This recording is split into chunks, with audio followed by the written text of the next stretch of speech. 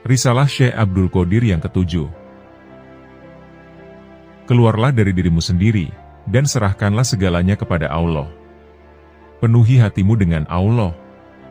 Patuhlah kepada perintahnya, dan larikanlah dirimu dari larangannya, agar nafsu badaniyahmu tidak memasuki hatimu setelah ia keluar. Untuk membuang nafsu-nafsu badaniyah dari hatimu, kamu harus berjuang melawannya, dan jangan menyerah kepadanya dalam keadaan bagaimanapun juga, dan dalam tempo kapanpun juga. Oleh karena itu, janganlah menghendaki sesuatu yang tidak dikehendaki oleh Allah. Kehendakmu yang tidak sesuai dengan kehendak Allah, adalah kehendak nafsu badaniyah. Jika kehendak ini kamu turuti, maka ia akan merusak dirimu, dan menjauhkanmu dari Allah.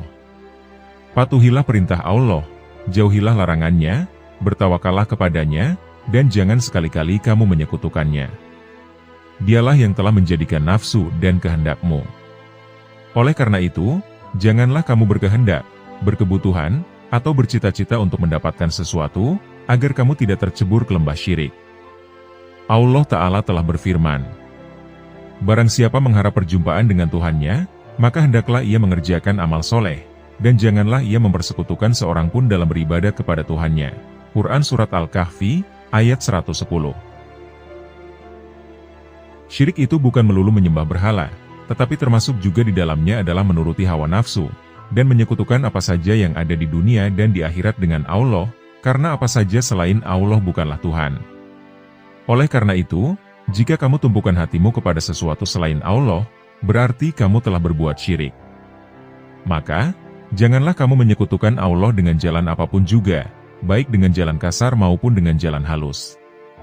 Berjaga-jagalah selalu, dan jangan berdiam diri. Berhati-hatilah selalu, dan waspadalah, semoga kamu beroleh keselamatan. Segala kedudukan dan kebaikan yang kamu peroleh, janganlah kamu katakan bahwa ia datang dari kamu sendiri, atau kepunyaan kamu yang sebenarnya.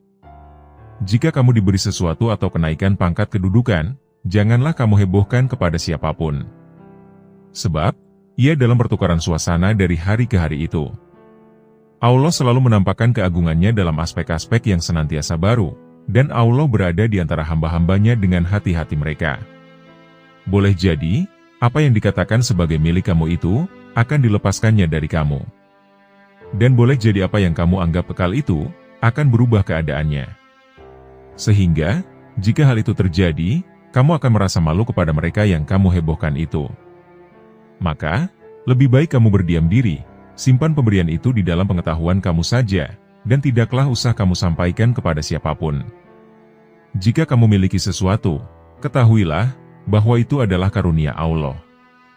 Bersyukurlah kepadanya, dan mohonlah kepadanya, supaya dia menambahkan nikmat-nikmatnya kepadamu. Jika sesuatu itu lepas darimu, maka dia akan menambah ilmumu, kesadaranmu, dan kewaspadaanmu. Allah Ta'ala telah berfirman, apa saja ayat yang kami nasahkan atau batalkan, atau kami jadikan manusia lupa kepadanya, kami datangkan yang lebih baik daripadanya, atau yang sebanding dengannya. Tidakkah kamu mengetahui, bahwa sesungguhnya Allah yang Maha Kuasa atas segala sesuatu? Quran Surat Al-Baqarah, ayat 106. Oleh karena itu, janganlah kamu mengira bahwa Allah tidak berkuasa atas segala sesuatu. Janganlah kamu menduga, bahwa ketentuan dan peraturannya mempunyai kekurangan. Dan janganlah kamu merasa ragu akan janjinya. Contohlah Nabi besar Muhammad SAW. Ayat-ayat yang diwahyukan kepadanya dipraktekkan, dibaca di dalam masjid, ditulis di dalam buku, diambil dan ditukar dengan yang lainnya, dan perhatian Nabi diarahkan kepada wahyu-wahyu yang baru diterimanya, yang menggantikan ayat-ayat yang telah lama. Ini terjadi dalam masalah-masalah hukum yang zahir. Berkenaan dengan masalah-masalah kebatinan, ilmu, dan kondisi kerohanian yang didapatinya dari Tuhan, beliau senantiasa berkata, bahwa hatinya selalu diliputi, dan beliau memohon perlindungan kepada Allah sebanyak 70 kali di dalam satu hari. Juga diceritakan, bahwa sebanyak 100 kali dalam sehari, Nabi dibawa dari satu keadaan kepada satu keadaan yang lainnya, yang dengan itu beliau dibawa menuju peringkat yang paling dekat kepada Allah. Beliau mengembara ke alam yang maha tinggi sambil diselubungi oleh nur, dari satu peringkat kepada peringkat lainnya yang lebih tinggi. Tiap-tiap beliau menaiki satu peringkat, maka peringkat yang di bawahnya itu tampak gelap, jika dibandingkan dengan peringkat atas itu. Semakin tinggi beliau naik, semakin bersinarlah nur Allah meliputi hati sanubarinya. Beliau senantiasa menerima pengarahan, supaya memohon ampunan dan perlindungan Tuhan, karena sebaik-baiknya hamba Allah itu, ialah mereka yang senantiasa memohon ampunan dan perlindungan Allah, dan senantiasa pula kembali kepadanya.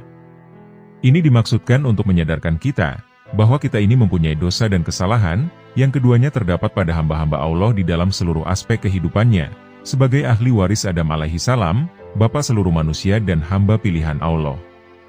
Manakala kelalaian terhadap perintah Allah telah mengaburkan cahaya kerohanian Adam, dan beliau pun menampakkan keinginannya, untuk kekal hidup di surga berada di samping Tuhan, dan Tuhan pun berkehendak mengantarkan malaikat Jibril kepada beliau.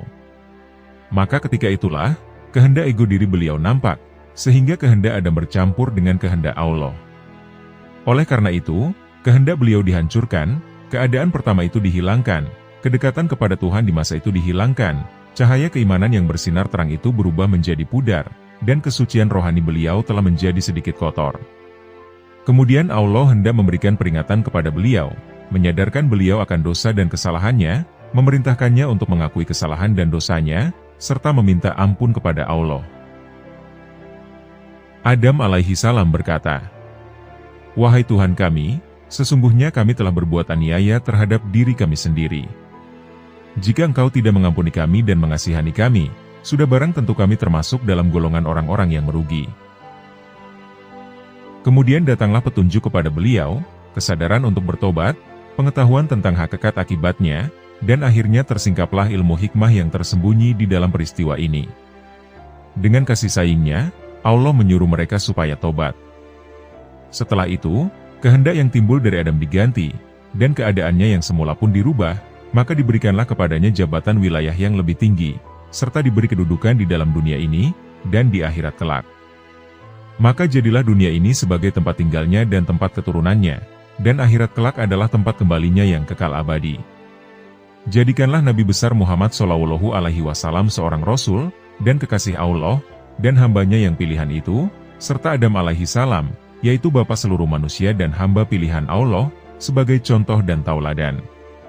Contohlah mereka berdua, di dalam hal mengakui kesalahan dan dosanya sendiri, di dalam meminta ampun kepadanya, dan di dalam memohon pertolongannya dari segala noda dan dosa.